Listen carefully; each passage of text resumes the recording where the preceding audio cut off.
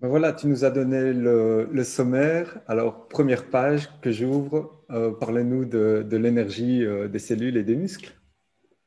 Alors, l'énergie cellulaire, plus globalement, mais spécifiquement pour le sportif, on a besoin d'énergie pour que le muscle puisse fonctionner. Donc, quand on dit le muscle, c'est-à-dire le muscle squelettique, le muscle strié qui permet le mouvement, Mhm.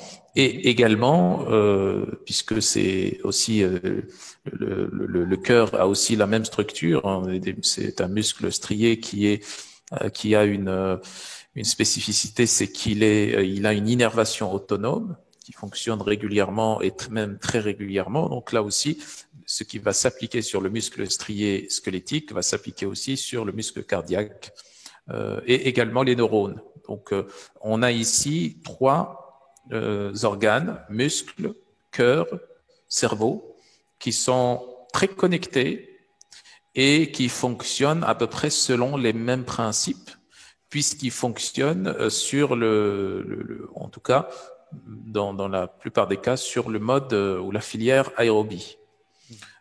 Après, bien entendu, c'est beaucoup plus vrai pour le cerveau et pour le cœur. Pour le muscle squelettique, en plus de la filière aérobie, vont venir se greffer d'autres filières, notamment la filière anaérobie lactique et anaérobie alactique, dont on va discuter maintenant.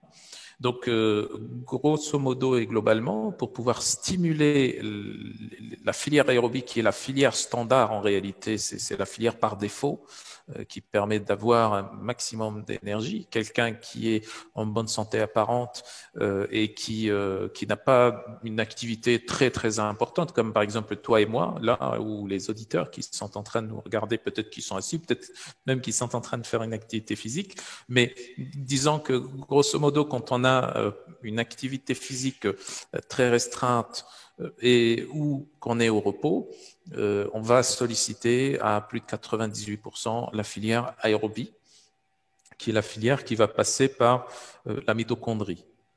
Et donc cette filière-là, elle a une capacité et une puissance. Donc la capacité et la puissance de cette filière aérobie est déterminée par plusieurs choses. Premièrement, une voie classique qu'on appelle la voie de la glycolyse. La voie de la glycolyse, c'est la voie qui va dégrader le glucose au niveau du cytoplasme cellulaire, donc qui va dégrader le glucose en pyruvate. Et puis ce pyruvate, il va intégrer la mitochondrie et va être métabolisé dans le cycle de Krebs et ensuite dans la chaîne de transport des électrons pour ensuite donner de l'ATP. Mhm. Ça, c'est la voie aérobie classique qui a comme substrat énergétique le glucose. On peut avoir aussi cette même voie aérobie qui va avoir comme substrat énergétique, par exemple, les acides gras. Et là, ça ne serait pas la glycolyse, ensuite la mitochondrie, ça serait plutôt la bêta-oxydation, ensuite la mitochondrie. En fait, la première voie métabolique va dépendre du type de substrat énergétique. Donc, le substrat énergétique par défaut standard, c'est le glucose. Mhm. Mais au-delà d'un certain effort physique, notamment ici, je vais le déterminer par la durée de l'effort physique. Si on dépasse, par exemple, la moyenne des 40 minutes, là, on Mhm. passe plutôt où on va plutôt solliciter de façon significative la bêta-oxydation, c'est-à-dire que au lieu d'utiliser à plus de 95% du glucose pour avoir de l'énergie, on va passer plutôt à 20, 25, 30% d'acides gras et puis bien sûr le reste, ça serait plutôt du glucose. Donc, on Mhm. va favoriser la bêta-oxydation par rapport à la glycolyse. Donc ça, c'est quand on dépasse la durée des 40 minutes et quand on dépasse aussi un certain seuil d'intensité, Mhm. euh, on va passer dans ce métabolisme-là. Mais on est toujours dans la filière aérobie, globalement. Et donc, en fait, disons, les caractéristiques de cette filière aérobie, c'est donc notamment la glycolyse, si on parle de glucose, et ça, on va se concentrer là-dessus parce que c'est le glucose et le substrat énergétique standard. Et puis, on a Mhm. les mitochondries, le fonctionnement interne des mitochondries et le nombre des mitochondries. Donc, ce sont les trois caractéristiques qui vont être intéressants à cibler pour améliorer, disons, la filière aérobie, qui est vraiment la filière standard qui va permettre de faire fonctionner le cœur, le cerveau et une partie, en tout cas, d'avoir une bonne partie de l'énergie du muscle.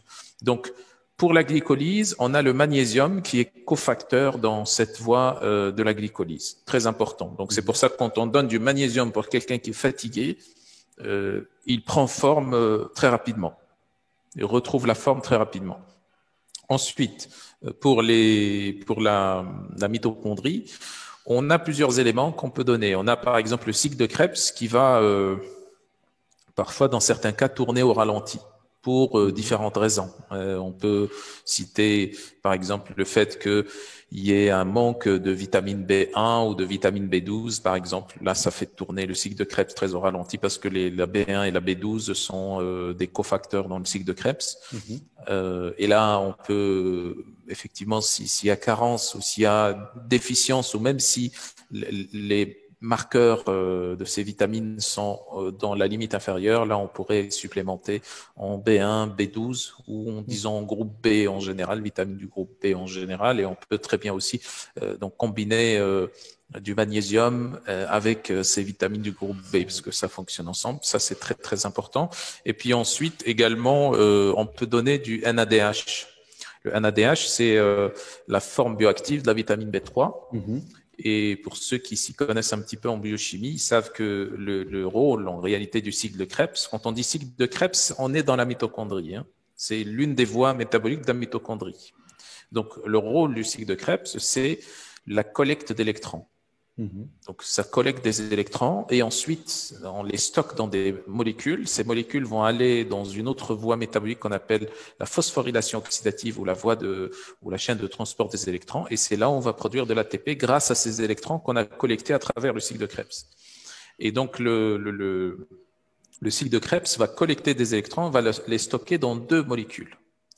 L'une de ces molécules-là, c'est le NADH. Donc là, le NADH, on pourrait se dire, OK, on va accélérer le cycle de Krebs par un apport de vitamine B. Et puis également, on va essayer de le contourner en même temps en donnant le NADH qui est produit par le cycle de Krebs lui-même. Donc ça, c'est très important. C'est pour ça que le NADH augmente également la capacité de la mitochondrie à synthétiser de l'ATP. Et c'est pris par des athlètes de haut niveau également pour augmenter leur niveau d'énergie. Et ensuite également, au niveau de la chaîne de transport des électrons, on a le fameux coenzyme Q10. Le fameux coenzyme Q10, si on a suffisamment de coenzyme Q10, ben on va produire beaucoup d'ATP parce que le coenzyme Q10 se situe dans un endroit bien précis au niveau de la chaîne de transport des électrons, ce qu'on appelle la phosphorylation oxydative, où il fait le lien entre trois complexes. Donc le complexe 1, le complexe 2 et le complexe 3. Donc le complexe 1 et 2 vont transmettre leurs électrons vers le coenzyme Q10 qui lui va transmettre au complexe 3, ensuite complexe 4 et ensuite on obtient de l'ATP grâce à l'ATP synthase qui est en réalité le dernier complexe, le complexe 5. Donc là, le coenzyme Q10 va permettre d'optimiser cette voie. L'optimiser soit en termes de quantité d'ATP produite, soit en termes de prévention du stress oxydatif, puisqu'en réalité, dans cette voie, ce qu'on fait, c'est qu'on va transmettre des électrons.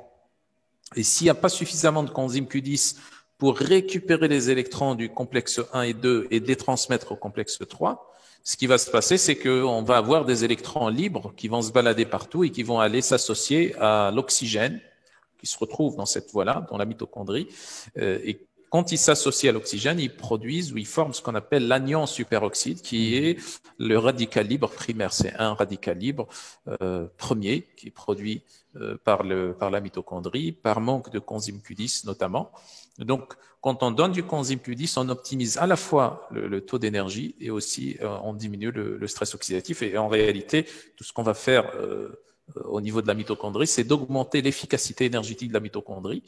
Et dans ce sens, ce qui va se passer, c'est que non pas seulement la mitochondrie va produire plus d'ATP et son fonctionnement va être optimisé, mais elle va pouvoir se multiplier, puisque la mitochondrie est à la base, à l'origine, une bactérie. C'est une cyanobactérie en réalité. Et une bactérie, c'est comme tout organisme vivant, lorsqu'elle fonctionne de façon optimale, lorsqu'elle produit suffisamment d'énergie, ben, elle va pouvoir se diviser, se multiplier et augmenter en nombre.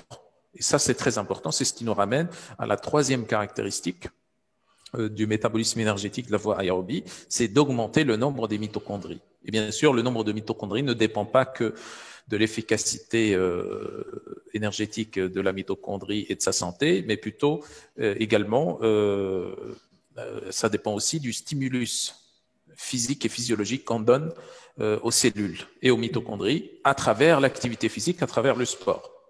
Voilà. Donc, ce que je viens d'expliquer ici en association avec du sport, ça donne une efficacité énergétique très intéressante.